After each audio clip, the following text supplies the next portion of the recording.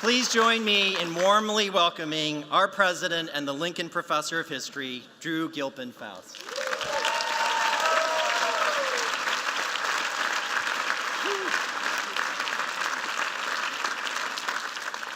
That's a lot of pressure, Paul.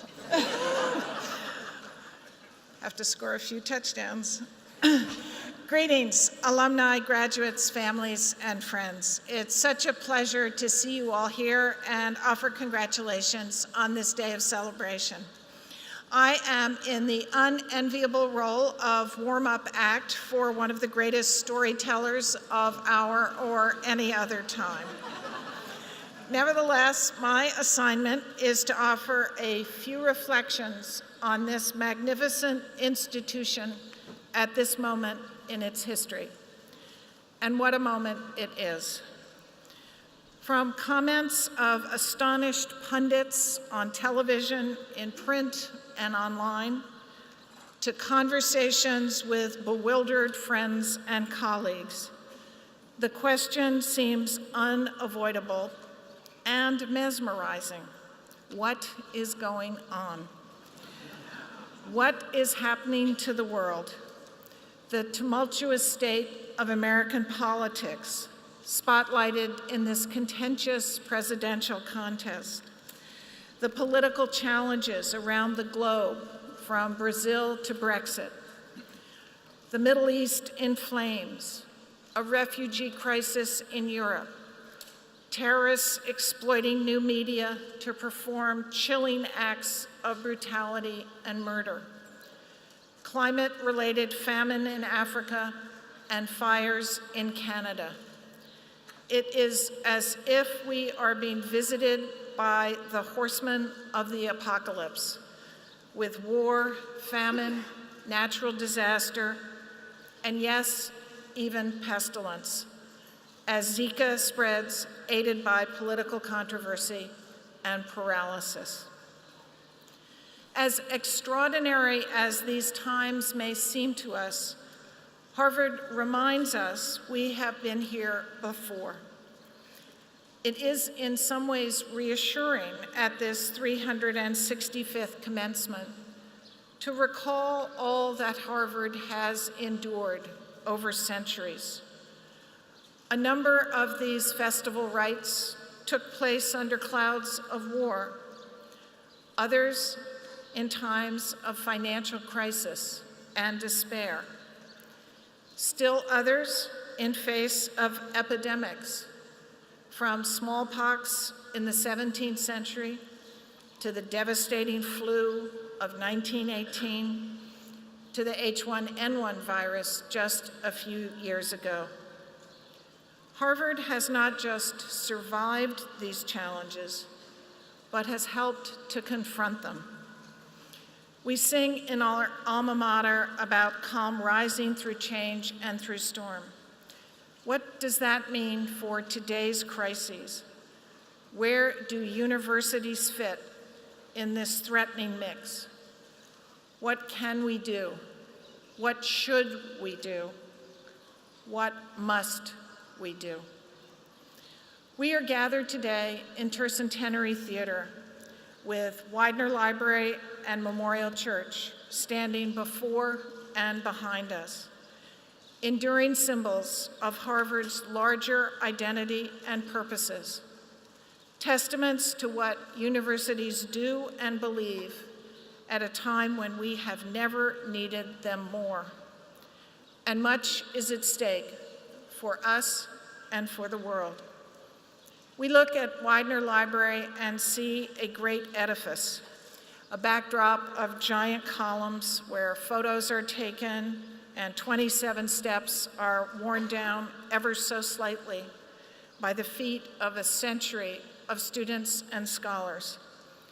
We also see a repository of learning with 57 miles of shelving at the heart of a library system of some 17 million books, a monument to reason and knowledge, to the collection and preservation of the widest possible range of beliefs and experiences and facts that fuel free inquiry and our constantly evolving understanding.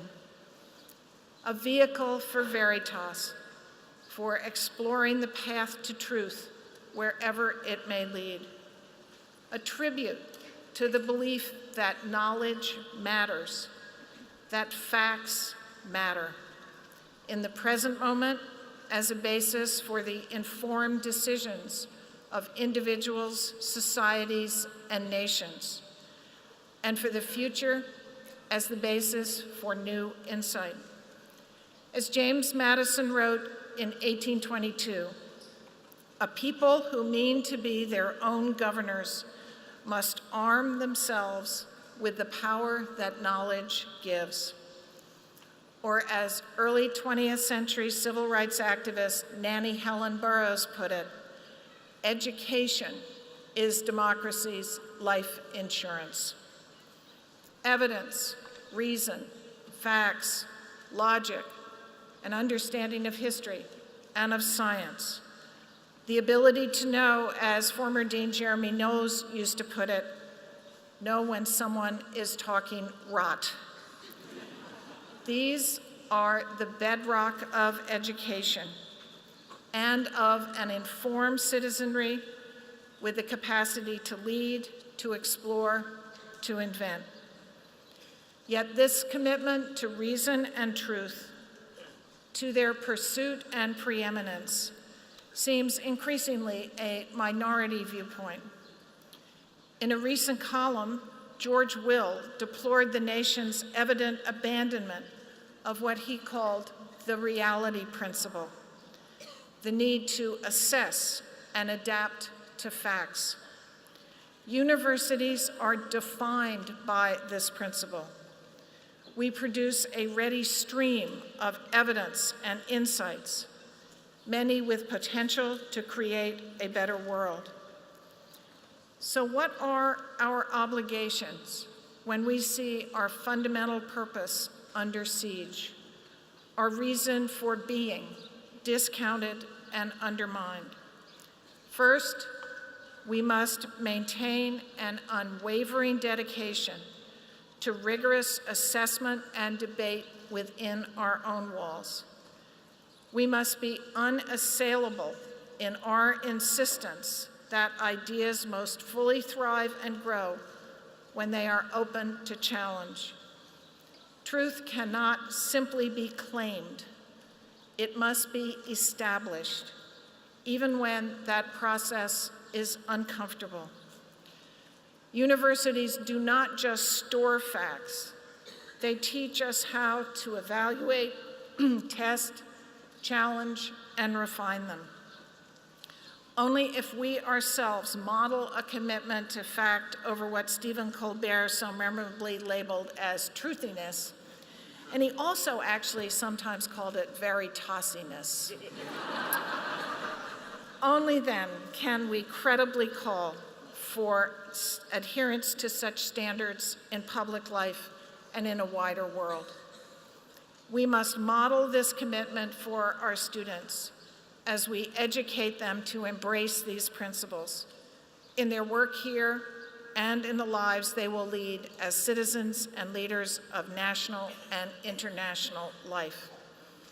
We must support and sustain fact and reason beyond our walls as well. And we must do still more. Facing Widener stands Memorial Church.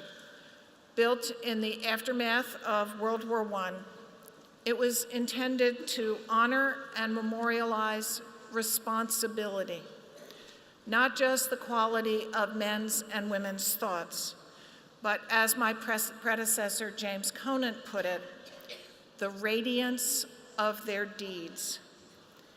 The more than 1,100 Harvard and Radcliffe students, faculty, and alumni whose names are engraved on its walls, gave their lives in service to their country because they believed that some things had greater value than their own individual lives.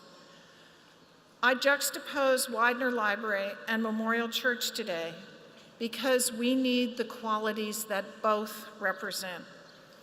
because I believe that reason and knowledge must be inflected with values, and that those of us who are privileged to be part of this community of learning bear consequent responsibilities. Now, it may surprise some of you to hear that this is not an uncontroversial assertion. For this morning's ceremony, I wore the traditional Harvard presidential robe, styled on the garment of a Puritan minister and reminding us of Harvard's origins. Values were an integral part of the defining purpose of the early years of Harvard College, created to educate a learned ministry. Up until the end of the 1800s, most American college presidents taught a course on moral philosophy to graduating students. But with the rise of the research university in the late 19th and early 20th century, moral and ethical purposes came to be seen as at odds with the scientific thinking transforming higher education.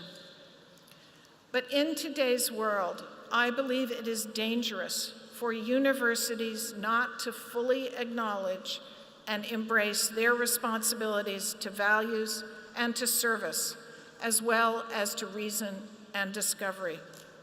There is no value-free science. There is no algorithm that writes itself.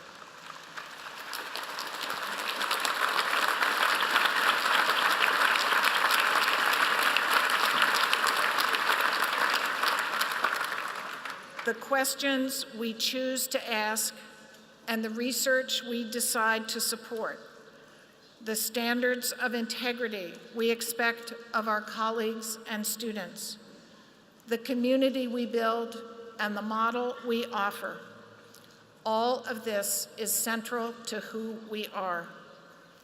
We can see these values clearly in the choices and passions of our faculty and students, in the motto of Harvard Business School, which you heard this morning uttered by the dean, the commitment to make a difference in the world. Most of the rest of the university would readily embrace this sentiment. In the enthusiasm of students and faculty, we see it as well from across the university, graduate, professional, and hundreds of undergraduates. We see a remarkable enthusiasm, for example, for the field of global health, because it unites the power of knowledge and science with a deeply felt desire to do good in the world, to lead lives of meaning and purpose. This spirit animates not just global health, but so much of all we do. Harvard is and must be a community of idealists. And today we send thousands of you, doctors, lawyers, teachers, artists, philosophers, business people, epidemiologists, public servants, into the world. For our youngest students, those just beginning to shape their adult lives, those who today received what the ritual language of commencement calls their first degree. For them, these questions of values and responsibility take on particular salience. Harvard College is a residential community of learning with a goal, in the words of its dean, of personal and social as well as intellectual transformation. Bringing students of diverse backgrounds to live together and learn from one another enacts that commitment as we work to transform diversity into belonging.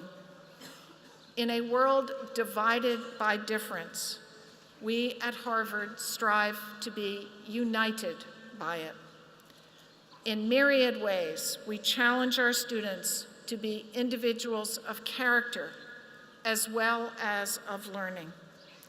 We seek to establish standards for the college community that advance our institutional purposes and values. We seek to educate people, not just minds. Our highest aspiration is not just knowledge, but wisdom. Reason and responsibility, Widener, and Memorial Church, Harvard, and the world. We have a very special obligation in a very difficult time. May we and the students we send forth today embrace it. Thank you very much.